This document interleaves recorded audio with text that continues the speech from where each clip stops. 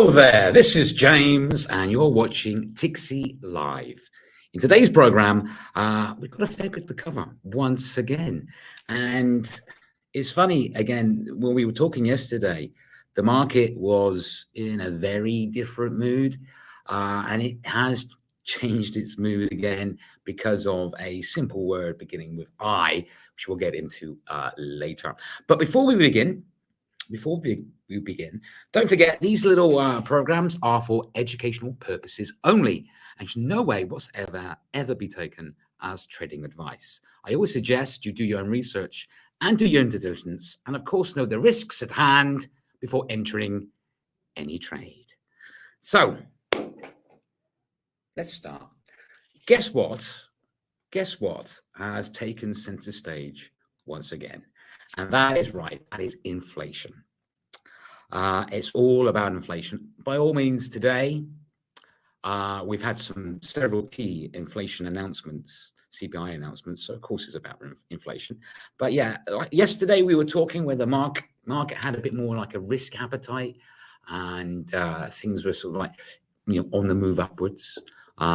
Today, not totally collapsing, but it's a different picture. And it's all because of inflation.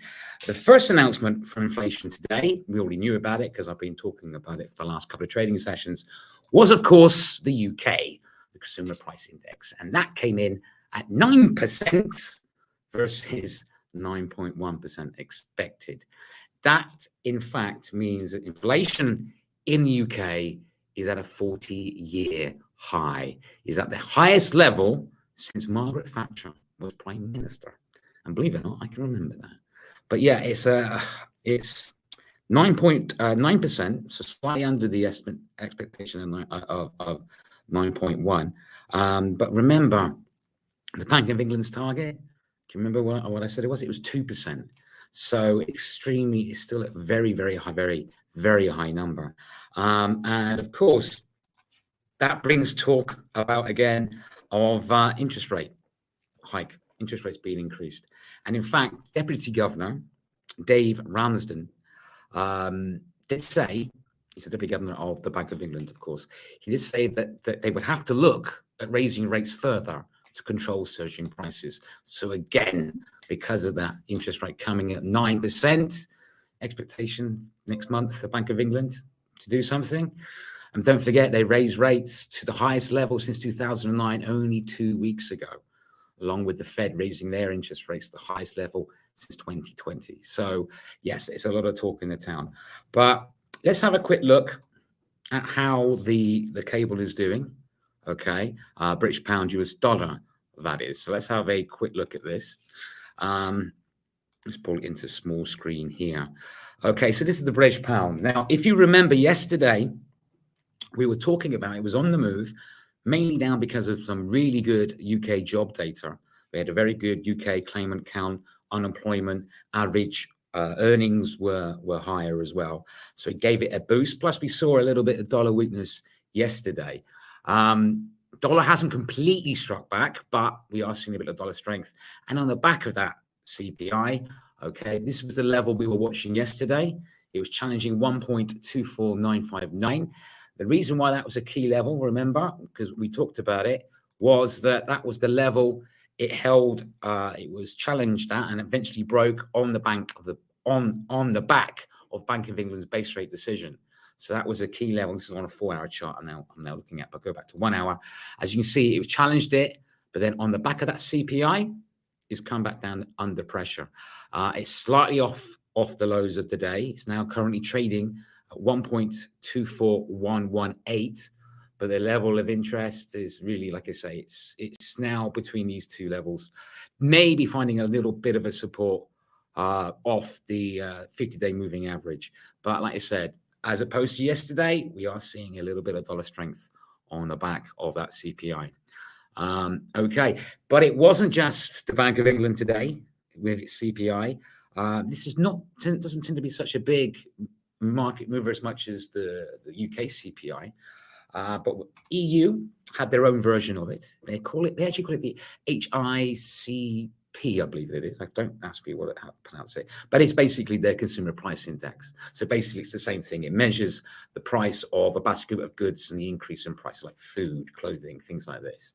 And they had their CPI, and that came in at 7.4% versus 7.5% expected. So again, very high though, but not as bad, but still very, very high. And here's the thing about the ECB. A couple of weeks ago, when the Bank of England raised interest rates and the Fed raised interest rates, ECB came out and said they won't raise interest rates, okay, because they want to keep it at 0.00, which has been at that level for quite a while, to obviously to encourage growth. But yesterday, a guy by the name of Klaus Knott, he is a governing member of the ECB.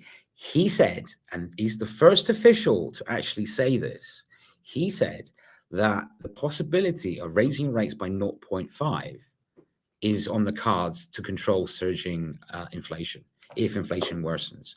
So this is the first time he's actually said that they may have to look at that option to tackle inflation. And don't forget to say, like I said, the US interest rates is at 1%, UK is at 1%, Euro is at 0.00. So if they get backed into a corner, then they do have to raise rates.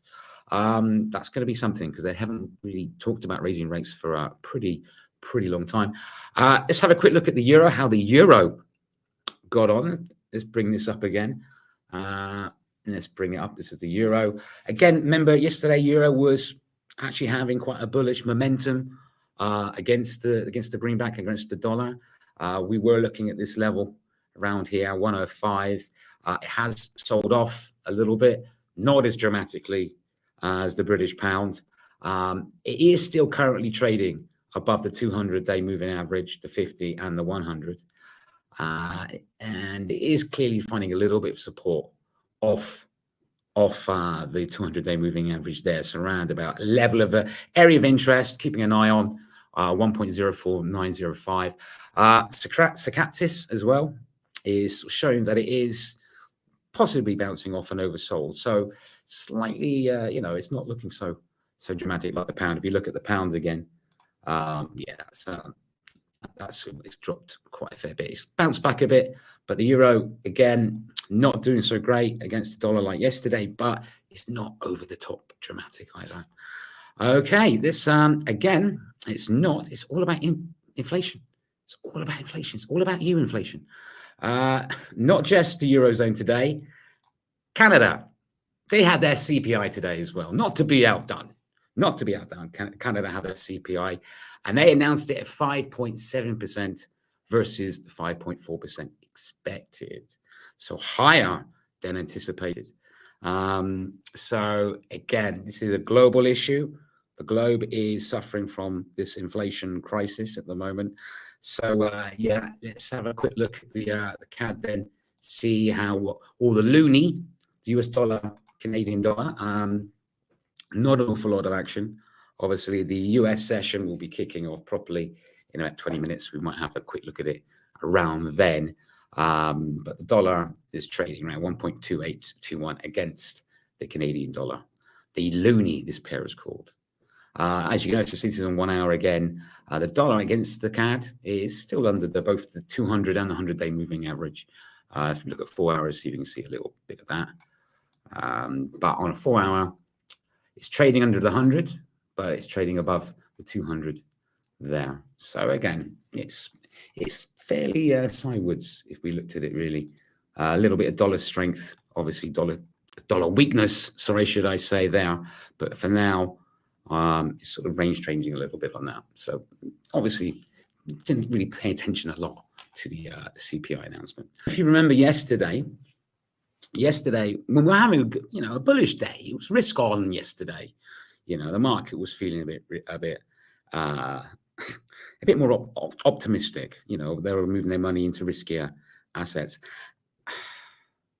That change, and if you remember yesterday as well, I also said that one thing I was worried about, but could change the mood slightly, was that the Jerome Powell, the Fed's chair, was speaking at an event organized by the Wall Street Journal. And I said he could be pushed on several things and asked questions.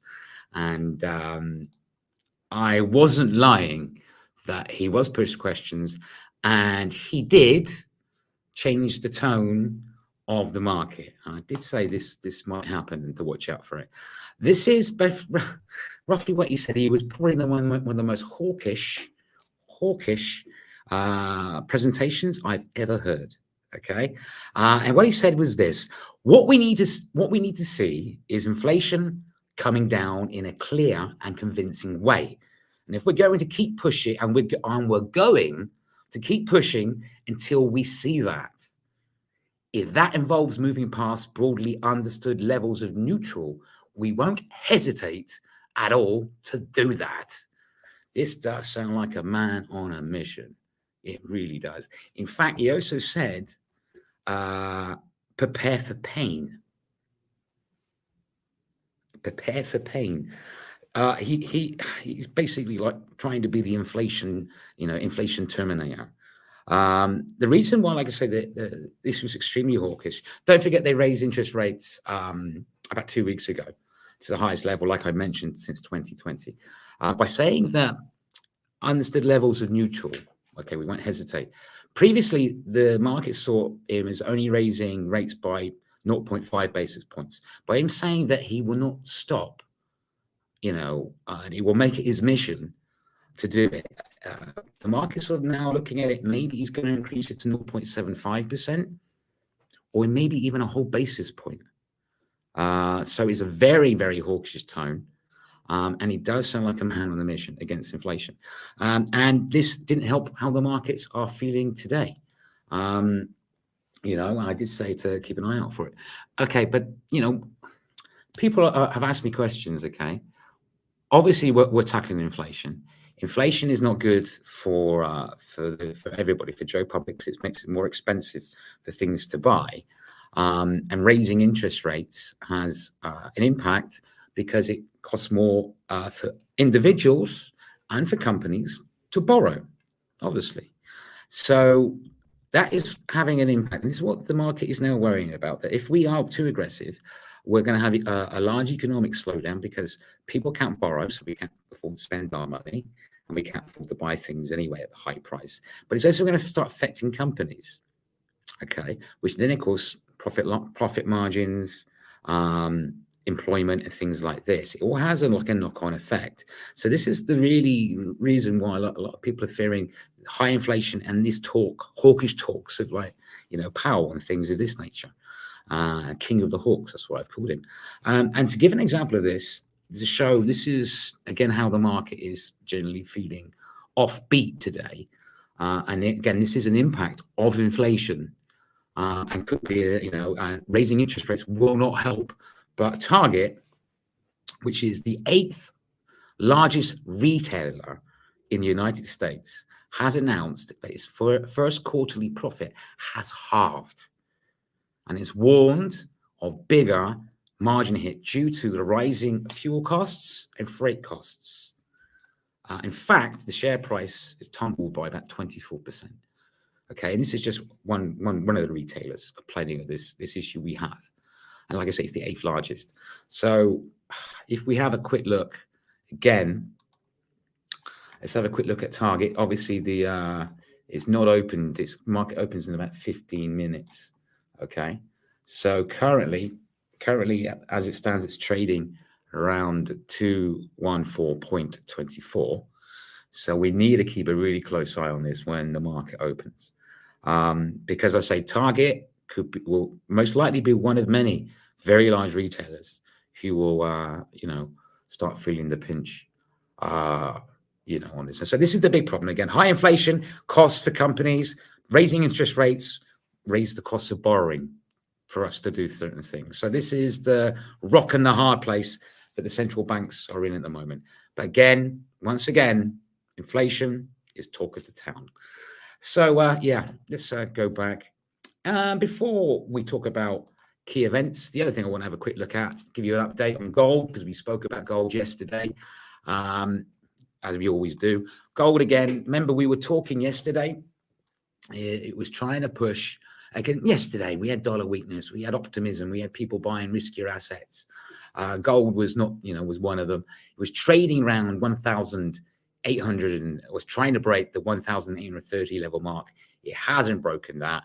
It since then has dropped down. It's now trading around about $814.54. Key support, of course, obviously, as we looked in previous trading sessions, is 1,868. So that's the key support. That's the psychological level. So really, by looks of things, there's another potential resistance there or area of interest, $1,823.49. So we'll see, maybe range bound between those two. So it'll be interesting to see how it performs in the US session shortly. Okie dokie. Right. Obviously, this week is all been about CPI, but we do have a couple of things, coming up very, very soon, which, of course, is not the talk of the town. Initial claims might be interesting. Don't forget, that's the US initial claims. It shows how many people are signed on for initial unemployment benefit. UK retail sales. Of course, with inflation, we need to see if people are able to spend their money or can afford to spend money. So that, again, would be worth watching. These are all the events happening over the next 2 days up to the 20th of May, which is my birthday, believe it or not. So those are the two events left to keep out on. So yeah, initial claims and retail sales. Don't forget, when I'm live, you find people out there are more than welcome to ask me questions. Hopefully, if I know the answer, I can answer them. If not, I'll find out for you. And don't forget, I'll be going live again tomorrow. We'll try to go live and do a European session again, around about, would be about 11 a.m. And again, an afternoon session similar to this time at 4 p.m. What's the time? 1 p.m. UTC, I believe it is. So yes, I'll be on air again. So yeah, if you're watching me on Facebook, you like it, give me a follow. I'll give the page a follow. If you're watching us on YouTube, if you want to, subscribe, click the notification button. If you enjoyed this episode, by all means, give me one of those. Sort of like, put a smile on my face. But anyway, till next time, remember, these little programs are for educational purposes only, and in no way whatsoever should ever be taken as advice. I always suggest you do your own research and do your own diligence, and of course, know the risks at hand before entering any trade. Till next time, every single one of you, trade safe.